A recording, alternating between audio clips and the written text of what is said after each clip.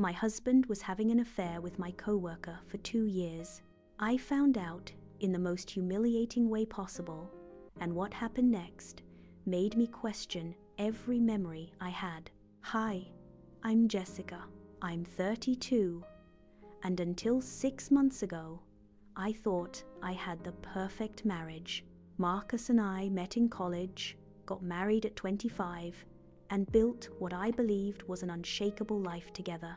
We had a beautiful home in suburban Austin, 2 golden retrievers, and plans to start a family. But everything I knew, alali. It started on a Tuesday in March, our 7th anniversary. I'd planned this whole romantic dinner, bought his favorite wine, wore that red dress he loved. I left work early from the marketing agency, excited like a teenager. Marcus texted around 3 p.m., saying he had to work late on a project. Disappointed, but understanding, I said we'd celebrate when he got home. That was the moment my gut tried to warn me, and I talked myself out of it. You know that feeling when something's off? I'd had that for months. Marcus had been distant, always on his phone, working late. But I rationalized everything. He's stressed about work. He's trying to get that promotion. God, I was so naive. That evening, I decided to surprise him at his office with dinner. I packed up the pasta carbonara I'd made, grabbed the wine, and drove downtown. My heart was pounding with excitement. I was wearing that red dress, carrying our anniversary dinner, about to deliver myself to my own heartbreak. I got to his office floor around 7 p.m., mostly empty. Only a few lights were on. Just the hum of computers and that sterile smell. I walked toward his corner office, balancing the food, rehearsing my surprise. And that's when I heard it. Laughter, a woman's laughter, coming from his office. Intimate, soft, the kind that makes your stomach drop because you just know. I stood frozen outside his door, hands shaking so badly I almost dropped the food. The wine bottle felt ice cold against my fingers. Then I heard her voice. "Marcus, stop. Someone might see us." His response? "Relax, babe. Jessica thinks I'm working. She won't show up." Babe. He called someone else babe. Do you know what betrayal feels like? Your legs turn to water. Your brain screams at you to run, but you're completely paralyzed. Time stretches and everything goes quiet except your heartbeat pounding in your ears. It could have been 5 seconds. It could have been 5 minutes. But then something snapped. I wasn't going to run. I needed to see this with my own eyes. My hand was on the handle, and I remember thinking, please be wrong. I walked in. There they were. Marcus had Vanessa. Yes, Vanessa from my own department, the girl I'd grabbed coffee with last week, the one I'd confided in about wanting to start a family, perched on his desk, his hands on her waist, her fingers in his hair, her blouse unbuttoned. They jumped apart like teenagers caught by their parents. Marcus's face, pure terror. Vanessa went pale, her mouth opening and closing. And me, I just stood there in that red dress, holding our anniversary dinner, the wine bottle still cold in my hand. "Jessica, I can explain," Marcus started. "Don't." My voice didn't sound like mine. Cold, dead. "Don't you dare come near me." Vanessa grabbed her blazer, mumbling about leaving, but I blocked the doorway. "No, stay right there, both of you." I set down the food and wine. My hands weren't shaking anymore. "You're going to tell me everything, right now." "How long?" Marcus ran his hands through his hair, that nervous habit. "Jess, please, let's talk at home." "How long?" Vanessa whispered, tears streaming. 2 years. "I'm so sorry, Jessica. I thought he was leaving you." The room tilted. 2 years. Before our Hawaii trip, before we bought our house, while I was planning our future, picking out baby names, tracking my ovulation, He was living a double life. You thought he was leaving me? I looked at Marcus. Did you tell her that? Silence. Answer me. I said we were having problems, he muttered. We weren't having problems. Or so I thought. As I stood there watching them squirm, I started connecting dots. The office happy hours, where conversation stopped when I approached. The weird looks from coworkers. The time Marcus's colleague joked about him working hard, and everyone laughed nervously. Some people in that office knew, and I had no idea. Did you laugh about me? I asked, my voice breaking. When you were together, did you laugh about how easy it was to fool me? No, Jessica, no. Marcus reached for me, and I stepped back so fast I hit the doorframe. Don't touch me. Don't ever touch me again. I left the pasta and wine on the desk and walked out. Didn't run, didn't cry, not yet.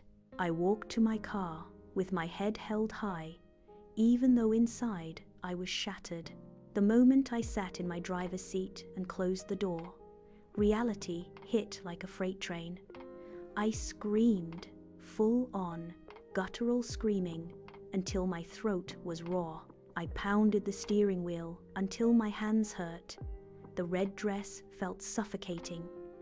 But here's where it gets even worse. That wasn't the worst betrayal. I drove to my best friend Sarah's house. I thought she'd be the one person on my side. She took one look at me and knew something catastrophic had happened. I told her everything through choking sobs, mascara running, still wearing that red dress. And you know what she said? Oh, honey, I was wondering when you'd find out. My best friend of 10 years, my maid of honor, she knew. I wanted to tell you so many times, Sarah said, tears in her eyes. But Marcus begged me not to. He said he was going to end it, that it was a mistake. I was scared you'd hate me. When did he tell you this? I interrupted, body going cold. About 8 months ago. 8 months. He'd promised to end it 8 months ago, and clearly hadn't. My best friend chose to protect him instead of me. I left Sarah's house and checked into a hotel. I couldn't go home, couldn't face our bed, our photos, our life built on lies. I sat in that sterile room, still in that red dress, and made a list. First thing, figure out how deep this betrayal went. I hired a private investigator the next morning. Excessive? Maybe, but I needed to know everything. What he found over the next 2 weeks destroyed what little was left. I remember sitting in his office when he handed me the folder. My hands were shaking again. I opened it slowly, like it might explode. I thought I was ready. I wasn't. First thing I saw, our joint credit card statements. Hotel charges, jewelry, all on our card. Charges labeled as client gifts in our shared budget spreadsheet, the one I'd trusted Marcus to manage. Then, the Slack screenshots, heart emojis sent while I was sitting next to him on our couch. Can't wait to see you tonight, messages, inside jokes that made me sick. 3 conference weekends that I'd actually encouraged him to take. I told him the networking would be good for his career. The whole time he was with her. There was more, but I couldn't process it. Then the investigator said, "There's one more thing.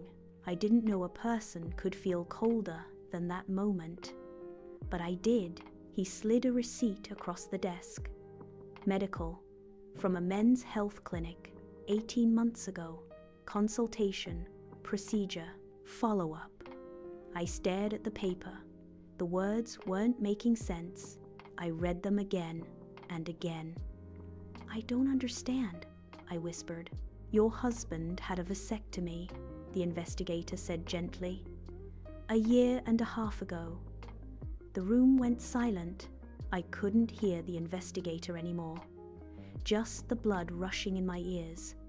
"Do you understand what that means? While I was taking prenatal vitamins every morning, tracking my ovulation, marking calendars, timing everything perfectly.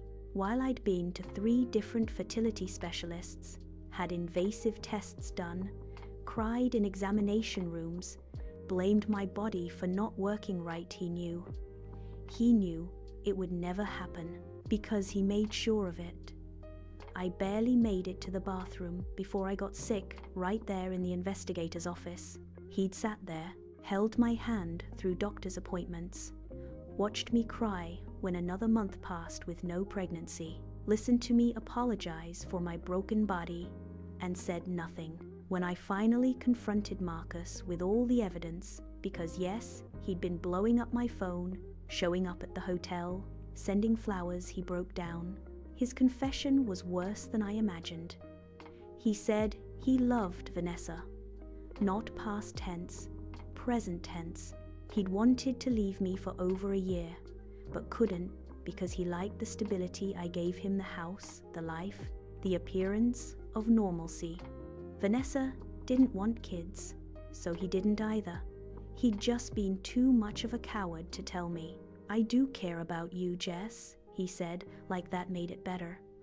"You're an amazing person, but Vanessa and we just connect on a different level." I laughed, actually laughed in his face. "You care about me? You let me blame myself for infertility, while you knew exactly why we couldn't conceive. You stole the choice of having children from me. You don't care about me, Marcus. You never did." The divorce was brutal. His family blamed me, said I must have driven him to it. Vanessa filed an HR complaint claiming I was harassing her just for being anywhere near her at work. HR opened a review. The woman who destroyed my marriage said I was making her uncomfortable by existing in the same building. I lost friends in the divorce. People who said they didn't want to choose sides, but then showed up at Marcus and Vanessa's housewarming party 6 months later. That's when I realized neutrality is still a choice, and I learned who I was to people when it cost them something.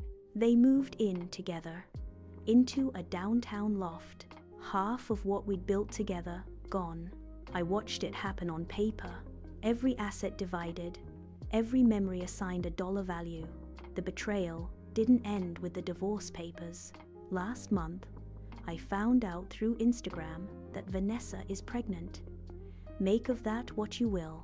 They're posting ultrasound photos, gender reveal videos, playing happy family. And me, I'm 32, starting over, dealing with trust issues so deep I can't even go on a date without having a panic attack. I see a therapist twice a week. I had to leave my job because working where everyone had watched my humiliation was unbearable. But you know what? I'm surviving. Some days, I'm even thriving. I bought my own apartment, small, but it's mine.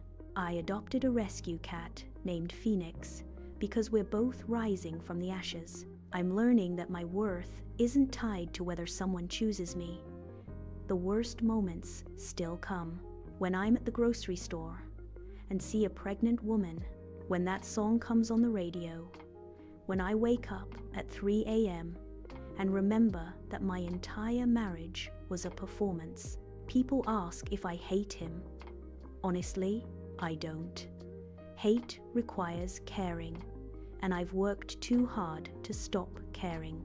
What I feel is sadness for the years I lost, the future that was stolen, the trust that was shattered.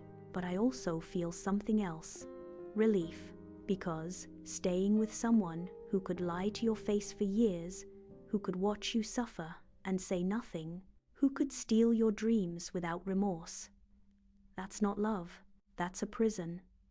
And I'm finally free. So here's my question to you.